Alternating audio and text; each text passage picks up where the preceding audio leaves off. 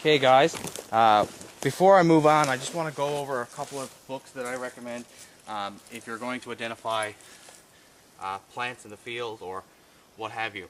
Um, First off, I don't take all these books with me every time I go. I brought them today just so I could show you guys.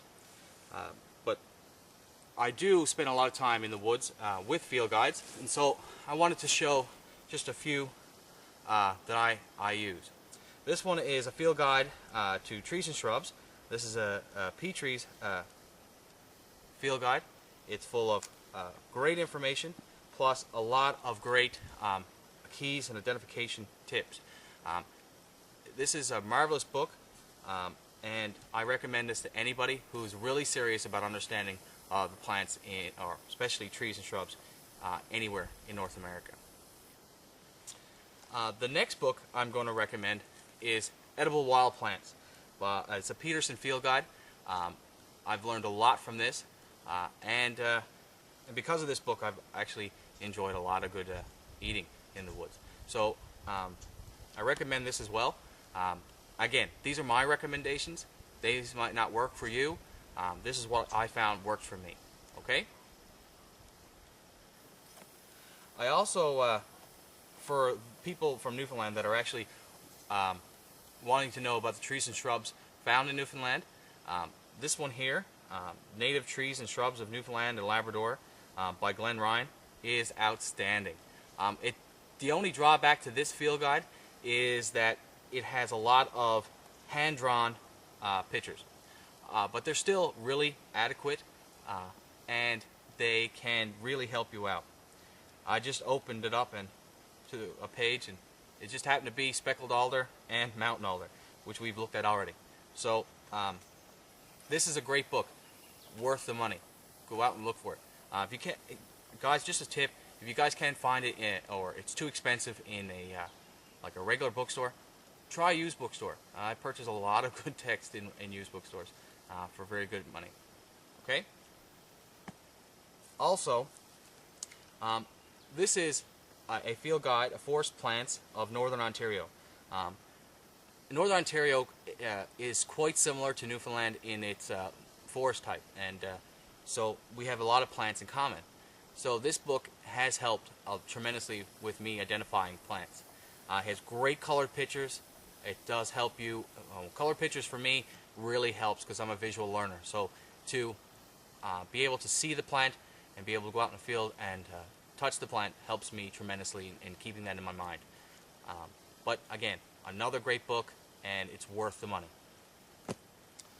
Finally, for plant identification anyway, I also recommend Micmac Medicines. This is a bit about remedies and recollections. It's by Laurie Lacey.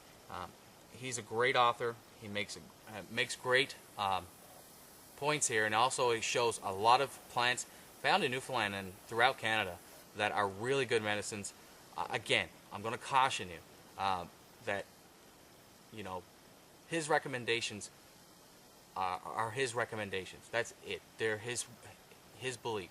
So before you try taking any of these medicines or any of these any of these plants, I suggest you check with your doctor or check with a plant biologist that knows exactly what they're talking about. Okay? So again, this is just a great read, and I recommend that you read it. It's pretty good. One of the things that I found very interesting was this Stokes Field Guide to Birds of North America, and this is the eastern region actually, and I have a really good grip on most of the birds in Newfoundland, but again, I always have to return to a field guide if I forget. Picture's worth 1,000 words, as I say, as the quote has been said. These color pictures and descriptions are outstanding, and I recommend this as well. It's a great book, worth the money. Also, it's worth the time to spend with it. All the books in the world are going to be no good to you unless you actually utilize them. I take one into the field at least once a week if I'm in the field a lot. Even if I'm on at work, I usually take a field guide with me if I have a few moments, like during my lunch break, I take my binoculars out and see what I can find. It always helps to know the animals and birds and fish in your area.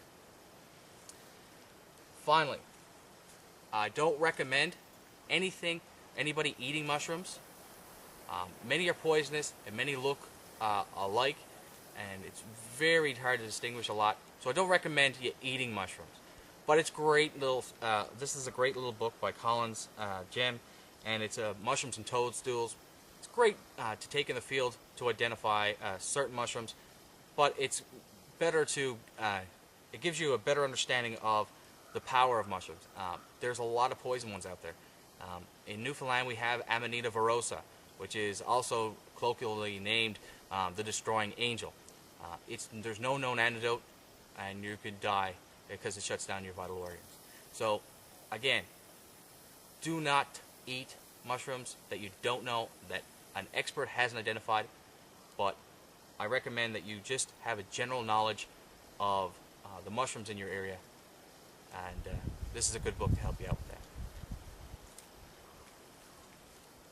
This is my field guide. This is something I put together. It's not a field guide as such, but it's my notebook.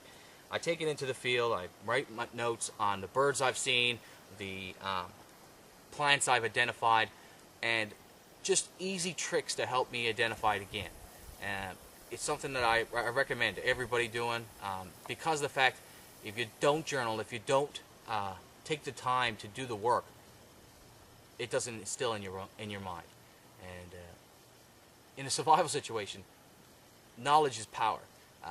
You could have all the gear in the world and still die if you don't understand the ways to use it. So get out, use your survival gear, and make sure that you know exactly what you're doing so that in a survival situation, panic doesn't set in. This is just my opinion. Take it for what it's worth. I thank you for your time, and I hope you enjoyed a little bit of this today. So tune in. There'll be more to come. Just getting started. So thanks for your time today. Please rate, subscribe, and comment. Thanks very much.